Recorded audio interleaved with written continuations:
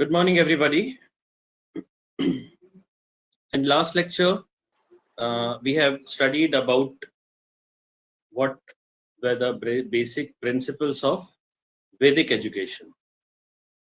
वैदिक दौर क्या है, वैदिक दौर में तालीमात किस तरह से दी जाती थी, दर्स तदरीस के जो प्रिंसिपल्स थे, उन तमाम चीज़ों पर हमने तबादला ख्याल किया. Can we just recollect it within a minute? सबसे मेन फीचर क्या था? सबसे मेन फीचर क्या था वैदिक दौर का, बताइए. सैल्वेशन सर, मुक्ति. मतलब जो गुरु बोलते थे तो वो सबको मानना पड़ता था, उसमें ईगो नहीं होता था. Very good. And students need to stay in group. मोक्ष की प्राप्ति के लिए सर मोक्ष प्राप्ति के लिए अल्टीमेट एम ऑफ एजुकेशन मोक्ष प्राप्ति. Very good. सर गुरु जो बताते थे वो उनकी बातों को बहुत अच्छे से मतलब यस. देखिए, अमल होता था. एजुकेशन को आपको याद रखना है. There was a free education in ancient India. उसके बाद नो स्टेट कंट्रोल, हुकूमत का किसी भी किस्म से तालीमी निज़ाम में अमल दखल नहीं हुआ करता था. हाई स्टेटस ऑफ टीचर्स, उस्ताद को, गुरु को बहुत ज़्यादा अहमियत और रुतबा और मकाम अता किया गया था. टीचर्स एज पेरेंट्स, गुरु को या असातिज़ा को वालिदैन का दर्जा दिया गया था. फिर उस दौर में रेसिडेंशियल स्कूल्स थे, बोर्डिंग स्कूल्स थे, रेसिडेंशियल स्कूल्स थे. करिकुलम में हमने ये देखा कि चारों वेदों की जो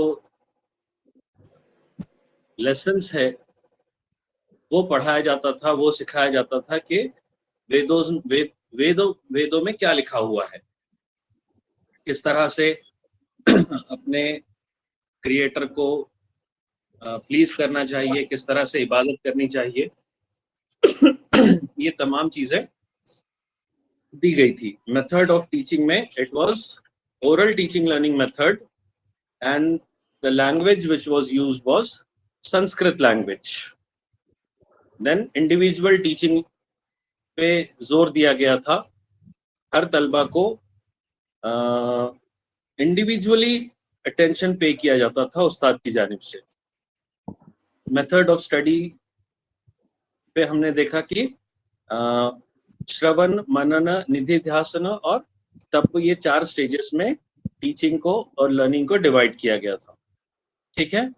सेल्फ कंट्रोल और सेल्फ डिसिप्लिन को बहुत ज्यादा अहमियत दी गई थी. कैरेक्टर बिल्डिंग को अहमियत दी गई थी. अल्टीमेट एम जो था एजुकेशन का वो सेल्फ रियलाइजेशन था, सेल्फ एक्चुअलाइजेशन था, या जिसे हम मोक्ष प्राप्ति कह सकते हैं. ये तालीम का अल्टीमेट एम था. और रिलीजियस एजुकेशन गुरुकुल में प्रोवाइड किया जाता था कि मजहब क्या है, धर्म क्या है, किस तरह से मजहबी रसूमात अदा करने चाहिए, किस तरह से पूजा पाठ करनी चाहिए, ये तमाम चीजें वहां सिखाई जाती थी. यहाँ तक हम लोगों ने देख लिया है. अब उस दौर में समाज को 4 हिस्सों में तकसीम किया गया था. जैसे हमने शुरुआत में ये देखा था कि ब्रह्मा सेंटर ऑफ अट्रैक्शन है. ब्रह्मा की जो फिलॉसफी है या हिंदू मजहब के एतबार से, हिंदू फिलॉसफी के एतबार से ब्रह्मा को जो अहमियत दी गई है वो सबसे ज्यादा अहमियत दी गई है. ऐसा माना जाता है कि जो लोग ब्रह्मा के यहाँ ऊपर वाले पोर्शन से, जो मुंह से बने हैं, उन्हें ब्राह्मण्स कहा गया है. जो ब्रह्मा के बाजुओं से बने हैं उन्हें क्षत्रिय कहा गया है. यानी कि जो वो लोग वॉर टैक्टिस या लड़ाई या जंगों में काम करने वाले लोगों को क्षत्रिय कहा गया है. फिर जो लोग और नीचे का हिस्सा है ब्रह्मा का, वहां से बने हैं, उन्हें वैश्य कहा गया है, और एकदम निचले हिस्से से जो बने हैं उन्हें शूद्र कहा, कंसिडर किया गया था इन एंशिएंट इंडिया इन वैदिक पीरियड। इस तरह से समाज को, सोसाइटी को 4 हिस्सों में तकसीम किया गया था। इस समाज को तकसीम करने के अमल को वर्ण सिस्टम कहा गया है, वर्ण व्यवस्था। Are you all getting me? Yes, sir. मैं आपको आसानी से समझ में आ सके इसलिए मैं अपना स्क्रीन ऑन करता हूँ।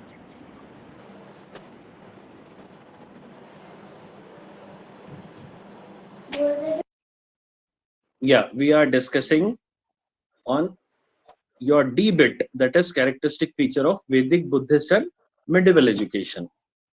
अब वैदिक दौर हम सीख रहे हैं, और ये वैदिक दौर क्यों खत्म हुआ और इसके बाद बुद्धिस्ट दौर क्यों शुरू हुआ, इस चीज को समझने के लिए आपको वर्ण व्यवस्था समझना जरूरी है। और वर्ण व्यवस्था या कास्ट सिस्टम जिसे कहा गया है वो ये है, ये ब्रह्मा है। ब्रह्मा के ऊपर वाले हिस्से से जो लोग बने हैं उन्हें ब्राह्मण समझा जाता था, जो बाजुओं से बने हैं उन्हें क्षत्रिय समझा जाता था, जो ये वाले पोर्शन से बने हैं उन्हें वैश्य समझा जाता था, मांड्यू जिसे कहते हैं हम, और जो लोग फीट से या पैर से बने हैं ऐसा माना जाता था कि वो शूद्र है। यानी कि इस सिस्टम को वेदों में दिया गया है, ऐसा उनका मानना था। The mouth, Brahmans are from the mouth, Kshatriyas are from the arms, Vaishyas are from the legs and Shudras are from the feet। यानी कि जितना भी संस्कृत पढ़ने का काम है, ग्रंथों को पढ़ने का काम है, रिलीजियस जो चीजें हैं वो अपर कास्ट, अपर कम्युनिटी के लोगों को ही वो उसकी इजाजत थी कि वो लोग वर्ण व्यवस्था के हिसाब से जो सबसे आला दर्जे के लोग हैं उन्हें ब्राह्मण माना जाता था। और ऐसा समझा जाता था कि चूंकि संस्कृत को ब्रह्मा की जबान समझा जाता था, कहा जाता था, इसीलिए संस्कृत पढ़ने का, श्लोक पढ़ने का, मंत्र पढ़ने का अधिकार केवल ब्राह्मणों को है, ऐसा समझा जाता था या ऐसा कहा जाता था। फिर उनसे निचले तबके, हाँ जी बोलिए सर। ये ब्राह्मण लोग आज भी इसीलिए वेजिटेरियन है क्या, कि ब्रह्मा के मुंह से बने हैं बोलकर? वो उनकी फिलॉसफी है, वो it can be considered. Then next comes Kshatriyas, जो हिफाजत का काम होते थे, जो वॉर टैक्टिक्स के काम होते थे, जो लड़ाई के काम होते थे, जंग में काम आने वाली कौम को क्षत्रिय कहा गया है। चूंकि अब ये ब्रह्मा के बाजुओं से बने हुए हैं ऐसा माना जाता था, तो वो लोग अपनी कुव्वत के लिए, अपनी ताकत के लिए, अपने मैदान जंग में जो जौहर दिखाते हैं उसके लिए मशहूर थे, उसके लिए जाने जाते थे, और उन्हें इसी किस्म की तालीमात दी जाती थी। हमने देखा गुरुकुल में, हमने पूरा सिस्टम देखा किस तरह से बच्चों को दाखिल किया जाता था, क्या किस तरह से पढ़ाया जाता था। अब क्षत्रिय घराने में जो बच्चा पैदा होता था उसे क्षत्रियों के हिसाब से तालीम दी जाती थी। तलवारबाजी है, भाला चलाना है, डिफेंस में किस तरह के एक्टिविटीज इस्तेमाल किए जाते हैं, अटैक किस तरह से करना है एनिमी के ऊपर, मतलब कि जंग किस तरह से लड़ी जाती है, वो चीजें क्षत्रिय के बच्चे को सिखाई जाती थी। ये भी तालीमात गुरुकुल ही में दी जाती थी। ब्राह्मण के जो फैमिली के बच्चे हैं उन्हें रिलीजियस एक्टिविटीज सिखाई जाती थी, उन्हें पूजा पाठ किस तरह से करना चाहिए, वेदों में क्या लिखा हुआ है, ऋग्वेद क्या है, सामवेद क्या है, यजुर्वेद क्या है, अथर्ववेद क्या है, ये पढ़ाया जाता था। और क्षत्रिय लोगों को किस तरह से लड़ना है, किस तरह से हिफाजत करना है, मुल्क के लिए किस तरह से काम करना है, अपने जो सरदार है, अपने जो एम्परर है, जो किंग है, उनकी हिफाजत किस तरह से करनी है, किस तरह से वॉर्स के बारे में वेदों में लिखा हुआ है, किस तरह से जंगों के बारे में वेदों में जिक्र है, किस तरह से इलाज मुख्तलिफ चीजों का वेदों में लिखा हुआ है, ये चीजें उन्हें बताई जाती थी। उसके बाद आते हैं वैश्य, जो कि बिजनेस ट्रांजैक्शंस के लिए उन्हें ट्रेन किया जाता था। लेन देन है, बिजनेस है, यानी कि सकाफती कारोबारी लोग इस कम्युनिटी से बनाए जाते थे, या उन्हें इस तरह की ट्रेनिंग दी जाती थी कि किस तरह से कारोबार करने चाहिए, किस तरह से जो तो बाजार में चीजों को खरीदो फरोख्त करनी चाहिए। इस तरह से ये कम्युनिटी को या इन्हें क्षत्रिय से निचला दर्जा दिया गया था, और सबसे निचले दर्जे पे शूद्र का शुमार था। ऐसा माना जाता था कि शूद्र लोगों का काम, या वो इस दुनिया में महज इंसानियत की खिदमत के लिए भेजे गए हैं, लोगों की खिदमत के लिए भेजे गए हैं। हर तरह की एक्टिविटीज, साफ सफाई से लेकर तो जो क्लास 4 लेवल के जो काम होते हैं वो शूद्र कम्युनिटी के लिए कराए जाते थे। उन्हें मंदिर में दाखिल होने की इजाजत नहीं थी, उन्हें मंत्र पढ़ने की इजाजत नहीं थी, उन्हें भगवान के दर्शन लेने की इजाजत नहीं थी। इस तरह से इस कम्युनिटी को बहुत ज्यादा निचली कम्युनिटी माना गया था, और ये अहम वजह साबित हुई एक रेवोल्यूशन की। सर वो अछूत अछूत का कॉन्सेप्ट इन्हीं के साथ था क्या सर? हाँ जी। उन्हीं लोगों को शूद्र कम्युनिटी से समझा जाता था या कहा जाता था।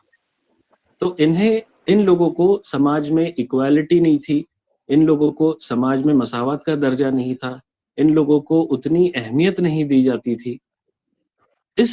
ये अहम वजह है इस आइडियोलॉजी को या फिलॉसफी को रिजेक्ट करने का।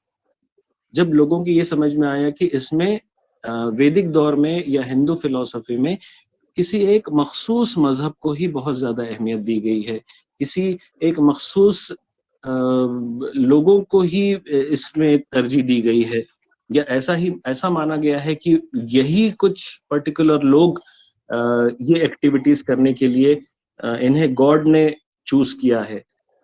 तो ये इन चीजों की वजह से, ये वर्ण व्यवस्था, ये वर्ण सिस्टम की वजह से, कास्ट सिस्टम की वजह से एक नया मजहब या एक नई फिलॉसफी ने जन्म लिया। अब इस फिलॉसफी का रीजन आपको पता चल गया कि ये बेसिक रीजन जो है तो शूद्र, क्षत्रिय, वैश्य और ब्राह्मण, ये जो वर्ण व्यवस्था या कास्ट सिस्टम के ऊपर समाज को डिस्ट्रीब्यूट किया गया था, उस डिस्ट्रीब्यूशन की वजह से ये नया इज्म, नई फिलॉसफी लोगों को समझ में आई। अब ये अचानक किस तरह से आ गई है ऐसा नहीं है, इसके पीछे भी एक वजह है, इसके पीछे भी एक रीजन है, इसके पीछे भी एक स्टोरी है।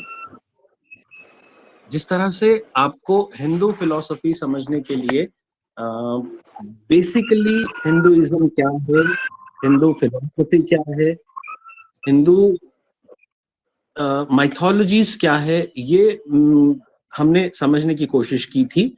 उसी तरह से अब बुद्धिज्म क्या है ये समझने के लिए हमें एग्जैक्टली गौतम बुद्धा की फिलॉसफी क्या थी, या एक सिद्धार्थ नाम का लड़का गौतम बुद्ध कैसा बना, वो हमको देखना जरूरी है। बुद्धिज्म को अगर देखा जाए तो ये सिर्फ एक मजहब नहीं, लेकिन ये एक फलसफे को भी कहा जाता है। Buddhism is a religion and philosophy founded in India in 525 BC। हमने ये देखा वैदिक दौर 1500 कब्ल मसीह से 500 कब्ल मसीह तक चला। अब ऐसा नहीं है कि 500 BC या कब्ल मसीह के बाद वैदिक दौर खत्म हो गया। वैदिक दौर के मानने वाले भी थे और उनके साथ साथ बुद्धिस्ट दौर को मानने वाले लोग भी हिंदुस्तान में पाए जाने लगे। अब इस फिलॉसफी को या इस मजहब को लोगों ने क्यों एक्सेप्ट किया, क्यों माना, ये हम लोग देखने वाले हैं। गौतम बुद्ध जिसे आप अपनी स्क्रीन पर देख रहे हैं, इनका नाम सिद्धार्थ था।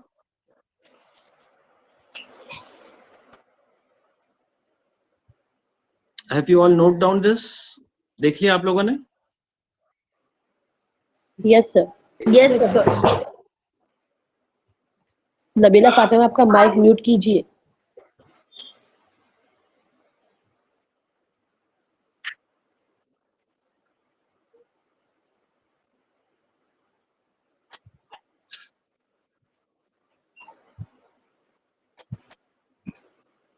Yeah, am I audible? Yes sir. Yes, sir. Yes.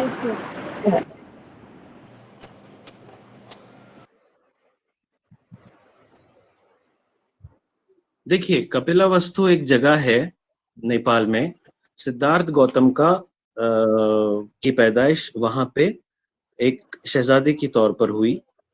एक रॉयल फैमिली में उनका जन्म हुआ था सिद्धार्थ का। ये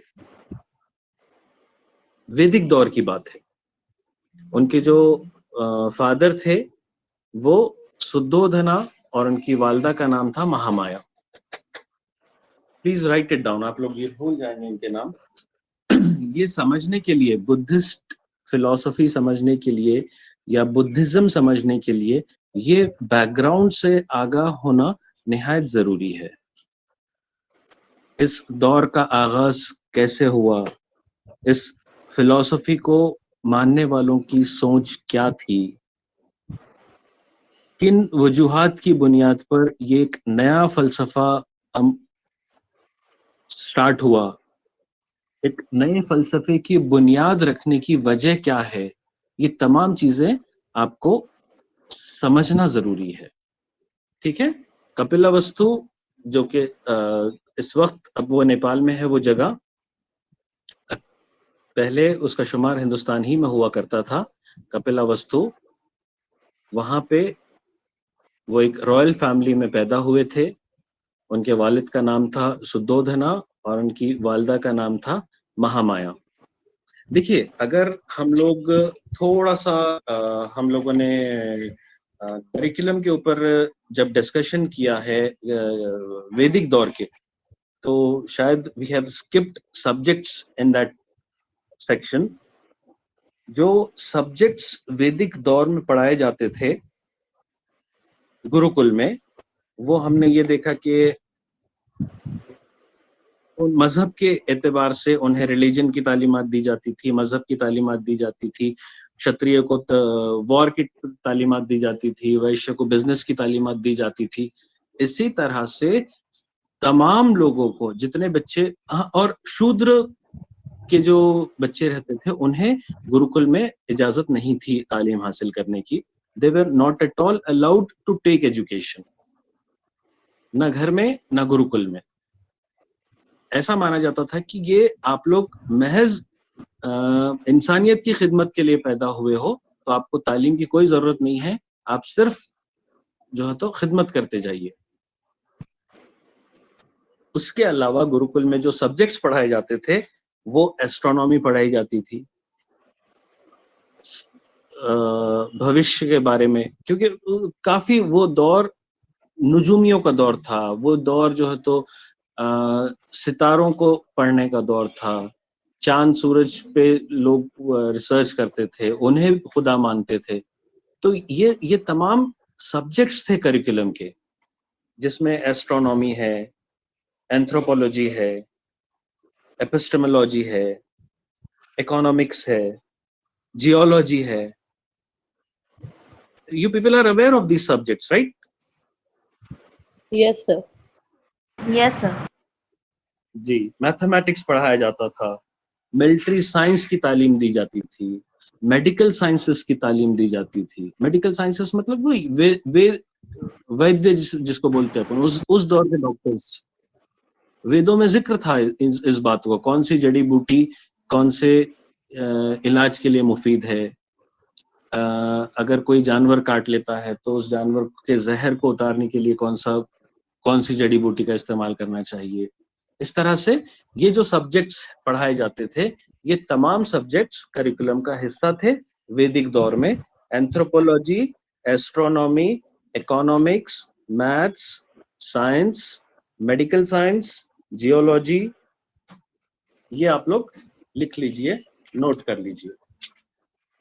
अब जहां पे इन सब्जेक्ट्स का जिक्र आया, हमने ये देखा कि नुजूमियों का दौर था, हमने ये देखा कि जादूगरों का दौर था, हमने ये देखा कि फ्यूचर बताने वालों का दौर था, मुस्तकबिल बताने वालों का दौर था।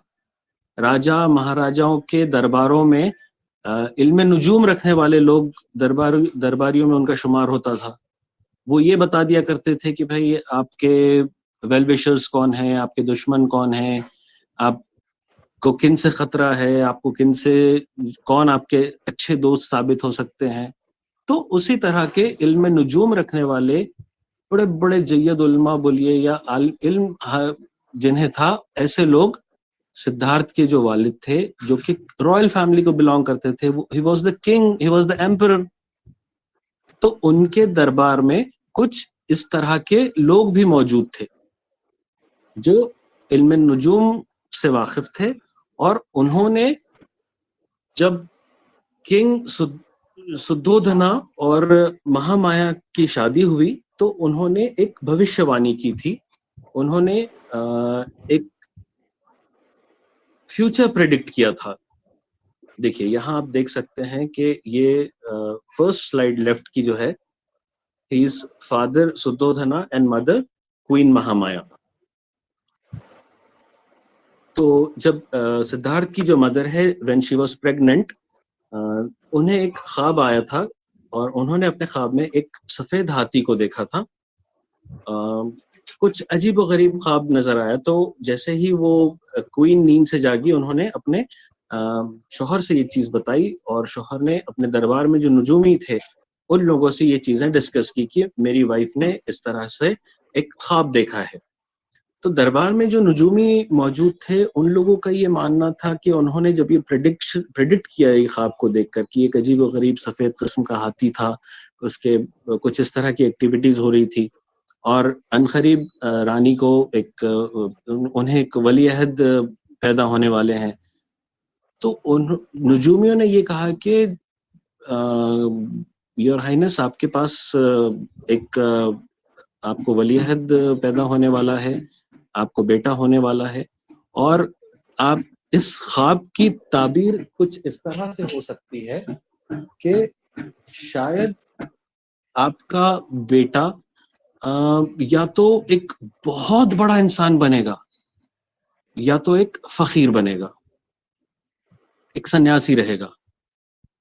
मतलब कि आपका जो बेटा है वो इतना ज्यादा तरक्की करेगा, लेकिन वो आप लोगों के साथ नहीं रहेगा, वो आप लोगों के लिए नहीं रहेगा, वो अपने आप को कम्युनिटी के लिए या लोगों के लिए वक्फ कर देगा, अपने आप को खत्म कर देगा। तो जब बच्चा पैदा हुआ तो जाहिर सी बात है, उनका अब इतनी बड़ी फैमिली, एक राजा, वो राजा बिल्कुल ये नहीं चाहेगा, वो तो यही चाहेगा कि मेरा बेटा मेरा राजपाट संभाले, मेरे जो इलाका है, मेरा जो शहर है, इस पर राज करे मेरे बाद। तो वो इस ख्वाब से दोनों माँ बाप बहुत ज्यादा डर जाते हैं सिद्धार्थ के पैदा होने से पहले, और वो ये सोचते हैं कि अपन एक काम करेंगे, सिद्धार्थ मतलब ये नुजूमियों के हिसाब से वो बहुत ज्यादा, उन्होंने ये भी बताया था कि बहुत तकलीफ में रहेगा, बहुत अपने आप को खत्म कर देगा, अपने आप को वक्फ कर देगा लोगों के लिए, खुद के लिए नहीं। तो उन्होंने ये सोचा कि जब हम एक काम करते हैं कि तकलीफ क्या होती है, परेशानी क्या होती है, दुख क्या होता है, ये चीजों को सिद्धार्थ को बोलेंगे नहीं, बताएंगे नहीं।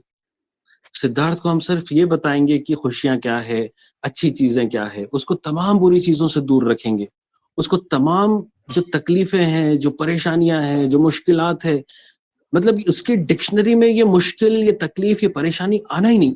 कुछ इस तरह से हम लोग एक एम्बियंस क्रिएट करेंगे, एक एटमॉस्फेयर क्रिएट करेंगे, क्योंकि जाहिर सी बात है एक औलाद के लिए जो मोहब्बत इंसान के दिल में रहती है, वो ये कभी नहीं चाहेगा कि मैं एक राजा हूं और मेरा बेटा एक फकीर की जिंदगी जिए, अपने आप को खत्म कर दे, अपने आप को वक्फ कर दे। तो वो लोग क्या किए कि अब सिद्धार्थ जैसा जैसा बड़ा हुआ विलादत के बाद, पैदाइश के बाद, उसको उनके जो फोर्ट था, उनका जो महल था, वो महल के बाहर जाने की इजाजत ही नहीं थी। सारी चीजें, सिद्धार्थ का जो बचपना था, अभी वो सिद्धार्थ है, अभी गौतम बुद्ध नहीं बने वो, सिद्धार्थ का जो बचपना था वो पूरा महल के अंदर गुजरा, चार दीवारी में। सिद्धार्थ के लिए दोस्त बाहर से आया करते थे, सिद्धार्थ के लिए अंदर ही, महल के अंदर ही वो तमाम चीजें मुहैया कराई गई थी जो बच्चों की दिलचस्पी के लिए होते हैं, खिलौनों से लेकर, दोस्तों से लेकर, तीर चलाना, कमान चला, ये सारी चीजें, हर चीज, मतलब आप इससे अंदाजा लगा सकते हैं। दिस वे ही used to do each and everything in the palace. He was not at all allowed to go outside the palace. हर तरह के ऐशो आराम, तमाम आराइश, ज़ेबाइश, सभी चीजें जो है तो उन्हें इस तरह से मुहैया कराई गई थी उस बड़ा बड़ा महल में कि वो कभी भी बाहर नहीं गए। और जब वो 16 साल के हुए तब उनकी जो है तो शादी करवा दी गई। Prince Siddharth was married to Princess Yashodhara at the age of 16. ये अभी हम वैदिक दौर ही में है, ये तमाम वाक़यात वैदिक दौर में हो रहे हैं। और अब वैदिक दौर के साथ साथ बुद्धिस्ट दौर कैसा शुरू हुआ उस पर हम डिस्कशन कर रहे हैं।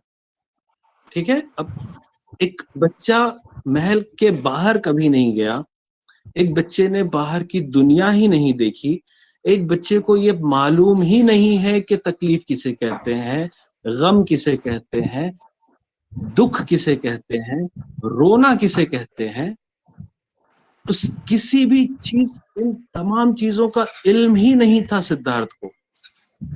उनके वालिदैन ने उन्हें इस तरह की उनकी तरबियत की, इस तरह से उनकी परवरिश की, इस तरह से उन्हें तमाम सहूलतें मुहैया करवाई कि दुख, परेशानी, तकलीफ, ये चीजें उनके ख्वाबो ख्याल में नहीं थी कि ये आखिर होती क्या है। एक दिन वो ऐसे ही अपने महल के दीवार पे बैठे अपने दोस्त के साथ, और उन्होंने कहा कि ये महल के बाहर भी क्या कुछ दुनिया है? तो उनके दोस्त ने कहा, जी हाँ शहजादे, बाहर तो बहुत बड़ी दुनिया है। सिद्धार्थ ने कहा कि मैंने तो कभी बाहर की दुनिया देखा भी नहीं, मैं जरूर देखना चाहूंगा। तो उनके दोस्त ने ये कहा कि माफी चाहता हूँ, लेकिन ये एक रॉयल ऑर्डर है, बादशाह का हुक्म है कि आपको बाहर जाने की बिल्कुल इजाजत नहीं है। तो एक वो क्यूरियोसिटी डेवलप होती है, वो जाहिर सी बात है 16 साल का लड़का है, जो चीज एक वो जो एज, एडोलेसेंस की जो एज है, ऐसी उम्र में जनरली ह्यूमन साइकोलॉजी है कि बच्चों को जो चीज से मना किया जाता है वो उस चीज की तरफ ज्यादा अट्रैक्ट होते हैं, उस चीज की तरफ ज्यादा रागिब होते हैं। तो एक क्यूरियोसिटी की बुनियाद पर, एक ये नहीं करना तो क्यों नहीं करना, या फिर एक वो मैं तो शहजादा हूँ, मैं तो प्रिंस हूँ, मैं तो, मतलब जो चीजें उन्हें बताई गई थी कि भाई आपको राज करना है, आप हमारे बेटे हैं, आपको ये पूरा राजपाट संभालना है, वो तमाम चीजें उन्हें सिखाई गई थी। वॉर टैक्टिक्स सिखाए गए, उन्हें एडमिनिस्ट्रेटिव स्किल्स सिखाए गए थे। तो somewhere he was having in his mind that I am the administrator, I am going to be the ruler of this area, and why am I not allowed to go there? So somehow he requested his friend, he convinced his friend कि यार खाली अपन दोनों में बात रहेगी, किसी को न तुम बोलना, किसी को न मैं बोलूंगा, बस एक बार मुझे चोरी छुपे बाहर क्या है वो मैं देखना चाहता हूँ। इस महल के बाहर कौन सी दुनिया है वो मैं देखना चाहता हूँ। तो somehow his friend gets convinced by his request और वो लोग चुपके से भेष बदल के या दूसरों को किसी को न मालूम हो इस तरह से रथ में बैठ के बाहर की दुनिया देखने के लिए जाते हैं। सिद्धार्थ पीछे बैठे हैं और उनके सारथी उनका दोस्त बना हुआ है रथ चलाने वाला, और वो उन्हें महल के दरवाजों से बाहर ले जाता है। थोड़ी दूर जाने पर सिद्धार्थ को एक बूढ़ा आदमी नजर आता है। Is my screen visible to you all? Yes, sir. Yes, sir. Yes, sir. देखिए, इन 4 चीजों को 4 साइट्स कहा गया है। ये जो 4 चीजें अब सिद्धार्थ बाहर की दुनिया में देखेंगे, ये 4 चीजों ने उनकी जिंदगी में तब्दीली लाई। एक ड्रास्टिक चेंज जिसे हम कहते हैं गौतम बुद्धा की लाइफ में या सिद्धार्थ की लाइफ में इन 4 चीजों की वजह से आया। जैसे ही वो बाहर गए, उन्हें एक बूढ़ा आदमी नजर आया। उन्होंने अपने रथ चलाने वाले को कहा कि 1 मिनट रुको, ये आदमी इतना बूढ़ा क्यों नजर आ रहा है, या ये इतना कमजोर क्यों है, इतना इसका रीजन क्या है कि इसकी कमजोर, ना ये चल पा रहा, ना ये खड़े रह पा रहा, इतना हिल रहा है। तो उसका जो फ्रेंड है, सिद्धार्थ की जो फ्रेंड है, वो ये कहते हैं कि शहजादे ये तो एक बूढ़ा आदमी है। मतलब कि बुढ़ापा क्या होता है, बुढ़ापे की तकलीफ क्या होती है, वो तक सिद्धार्थ को नहीं बताया गया था। तो बुढ़ापा क्या है, this again it was a question mark in front of Siddhartha कि what exactly is old age, कि ये एक जो कमजोरी है, ये जो एक तकलीफ है जो कि बुढ़ापे की वजह से आई है, ये क्यों होती है, इसका रीजन क्या है, इसकी वजह क्या है। तो वो कुछ देर वहां रुक के उस बूढ़े आदमी के, उस कमजोर आदमी के सामने रुक के अपने आप से सवाल करते हैं, रथ चलाने वाले अपने दोस्त से सवाल करते हैं, और फिर वो आगे निकल जाते हैं। The next thing he sees is a old man, a sick man, जो कि तकलीफ, मतलब उसके बीमारी की वजह से उसे दूर, मतलब एक क्या कहते हैं उसे, कि due to his illness, due to his sickness, his relatives has also thrown him away। Gautam Buddha जब ये देखते हैं कि एक बहुत बीमार आदमी एक पेड़ के नीचे हेल्पलेस पड़ा हुआ है, उसकी कोई मदद नहीं कर रहा, और उसकी तकलीफ, वो वहां रुक के उससे बात करके उसको देखकर उसकी तकलीफ का एहसास होता है सिद्धार्थ को कि ये बीमारी क्या है। पहले उन्होंने देखा कि ये बुढ़ापा क्या है, फिर अगले जो चीज उन्होंने देखी कि ये बुढ़ापा क्या चीज है, ये बीमारी क्या चीज है, ये एग्जैक्टली ये होता क्यों है, और फिर इस बीमारी से बाहर निकलने का क्या कोई इलाज है क्या इस तकलीफ से बाहर निकलने का कोई इलाज है। ये शख्स जो झाड़ के नीचे शदीद अलील है, बहुत ज्यादा बीमार है, क्या इस बीमारी से इसे बाहर निकाला जा सकता है, क्या इस शख्स को इस बीमारी से निजात दिलाई जा सकती है। वाकई ये बीमारी किस चीज का नाम है, ना उन्हें बुढ़ापा मालूम था, ना उन्हें बीमारी मालूम थी। तो सिद्धार्थ को ये लगा कि ये नई नई चीजें आज मेरे सामने क्यों आ रही है। मतलब मैं अपने महल में अपने लोगों के साथ, अपने अतराफ जो चीजें थी उसमें बहुत ज्यादा खुश था, मतलब वो मेरी जो फीलिंग थी, वो फीलिंग से ये अब मैं महल के बाहर जो आया हूं, ये फीलिंग में और उस फीलिंग में तो जमीन आसमान का फर्क है। और मुझे इन लोगों को देखकर तकलीफ क्यों हो रही है। He asked himself, why am I not feeling happy? Why am I crying? इस बीमार शख्स को देखकर, इस बूढ़े शख्स को देखकर मुझे तकलीफ होने का रीजन क्या है। देन ये फिर एक और उनके लिए सवाल या निशान था बहुत बड़ा। उसके बाद कुछ दूर जाने से वो ये देखते हैं कि कुछ लोग एक अर्थी ले जा रहे हैं, एक मरे हुए शख्स को 4 लोग अपने कंधे पर लेकर शमशान की तरफ, या उसके जो आखिरी रसूमात होते हैं वो आखिरी रसूमात अदा करने के लिए एक अंतिम यात्रा जिसे कहते हैं, अंत यात्रा जाती है एक शख्स की। वो बोलते हैं गुरु गुरु गुरु, ये इसको ऐसा कांधों पे लेके कहाँ जा रहे हैं? तो उनका जो सारथी वो बोलता है, शहजादे ये शख्स का इंतकाल हो चुका है और अब ये इसके आखिरी रसूमात अदा करने के लिए जा रहे हैं। Then again a question arises in front of him कि ये एक शख्स मर चुका है, इसके साथ इसके रिश्तेदार रो रहे हैं, ये लोग तकलीफ में है, मतलब कि रोना क्या होता है, this was not also known by Siddharth. तकलीफ क्या है वो नहीं पता था, मौत क्या है वो नहीं मालूम। तो ये मौत पर रोना भी पड़ता है, किसी के जाने से तकलीफ होती है।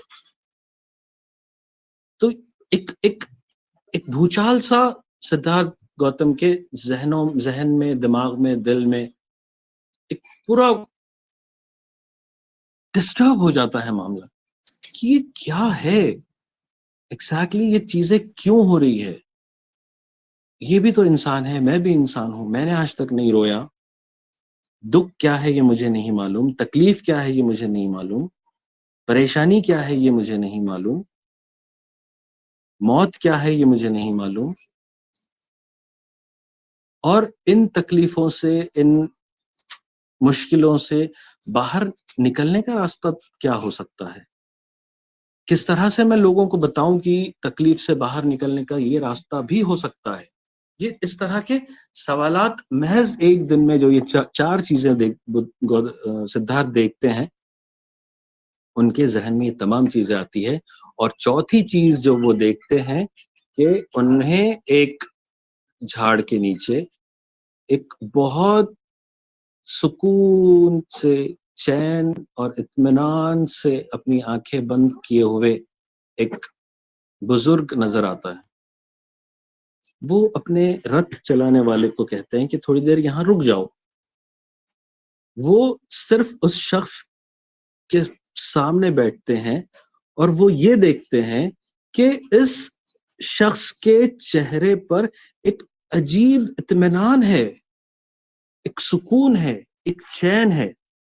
मतलब कि इन तकलीफों को जब मैं देख कर आया, जो 3 चीजें मैंने देखी, वहां लोग परेशान थे, लोग तकलीफों में थे, लोग रो रहे थे, लेकिन ये शख्स जो झाड़ के नीचे बैठा है ये तो एक अजीब शख्स नजर आ रहा है। इसे ना किसी की तकलीफ नजर आ रही है इसके चेहरे पे, ना कोई दुख नजर आ रहा है इसके चेहरे पे, ना कोई परेशानी नजर आ रही है, ना इसके पेशानी पे बल है, ना चेहरे पे शिकन है। ये इतना मुतमईन क्यों है? Why is this person so much satisfied? इसने ऐसा क्या हासिल कर लिया है? इसे ऐसी क्या चीज मिल गई है कि वो इतना सुकून इसके चेहरे पर नजर आ रहा है?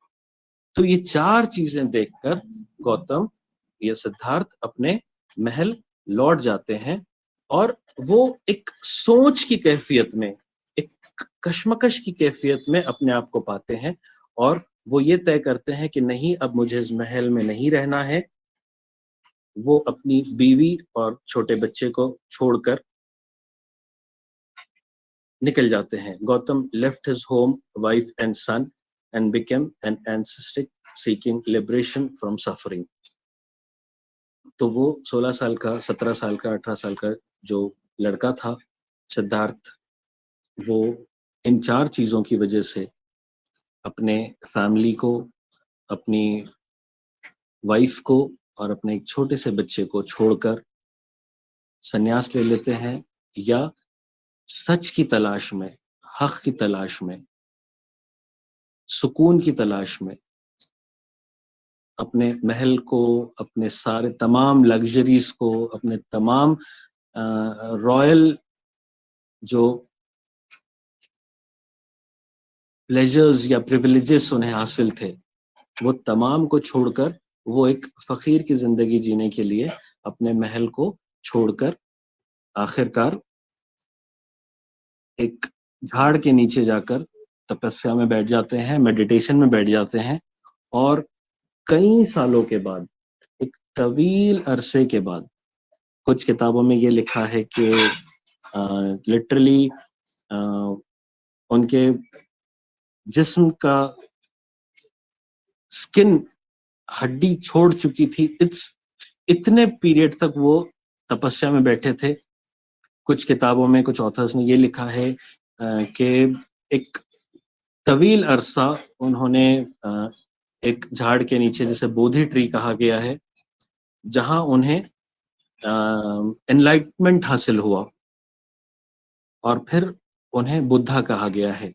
बुद्धा का मतलब ही है एनलाइटन होना, अवेकन होना, जाग जाना, अपने अंदर की इंसान को, अपने अंदर की शख्सियत को जगाना। तो एक तवील अरसे के बाद, एक मेडिटेशन के बाद, एक तपस्या के बाद, अपने क्रिएटर से लॉ लगाने के बाद, या बुद्धा का भी ये मानना था कि ये एक इटर्नल क्रिएटर, एक इस पूरे यूनिवर्स को बनाने वाली एक अल्टीमेट पावर कुछ है, और उस अल्टीमेट पावर से लॉ लगाए बाद बुद्धा को एनलाइटमेंट हासिल हुआ। उन्होंने इस चीज, अपने वजूद का एहसास हुआ। एक उसे बोधि ट्री कहते हैं, उस बोधि ट्री के उस झाड़ के नीचे बैठ के गौतम बुद्धा को एनलाइटमेंट हुआ, एक अवेकन्ड हुए, वो अंदर से जाग गए, उसे कह सकते हैं हम।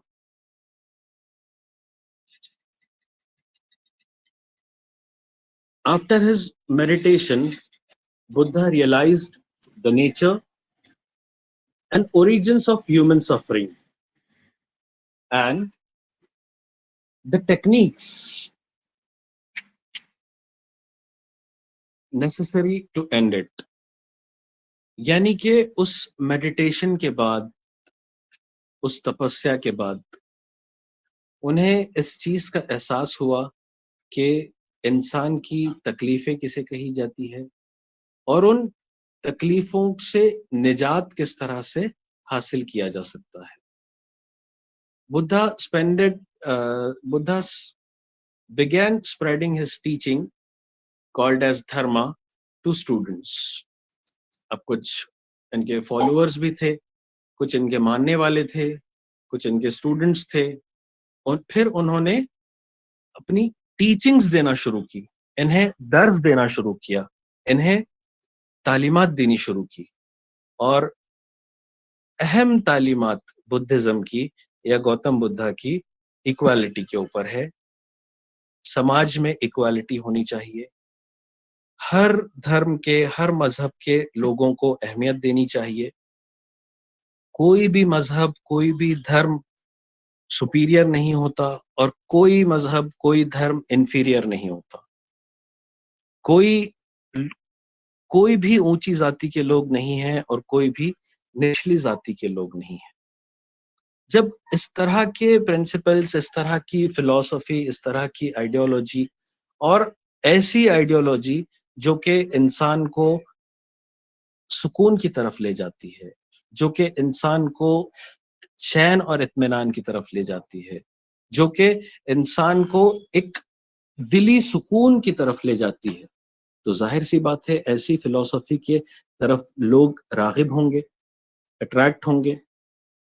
जब बुद्धा ने अपनी टीचिंग्स को प्रीच करना शुरू किया, जब उन्होंने अपनी तालीमात समाज में देनी शुरू की, तो समाज के लोगों ने या अवाम ने बुद्धा की तालीमात को एक्सेप्ट किया।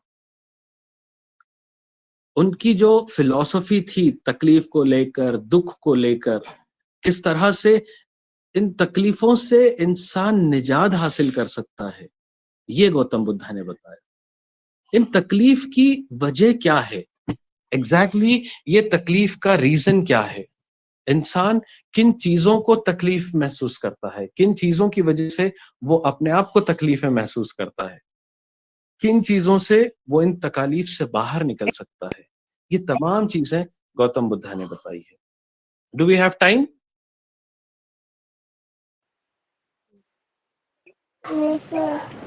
No No, sir, sir. Next पर है। No, sir. टाइम अच्छा आपका टाइम हो गया सर। लेक्चर है सर मैसेज मेथड स्टार्ट हो गया sir. Very nice lecture, sir. will continue day और after अच्छा tomorrow. Lecture Yes, sir. अच्छा लेक्चर था सर आज। Jazakallah, sir. बहुत अच्छा Thank you, sir. Thank you. अच्छा lecture पता ही नहीं चला. Thank you, thank you, thank you. जज़ाकल्लाह सर। Allah Hafiz. Thank you sir. Allah हाफिज सर। अल्लाह हाफिज sir. Thank you, sir. Allah Hafiz. Jazakallah, sir.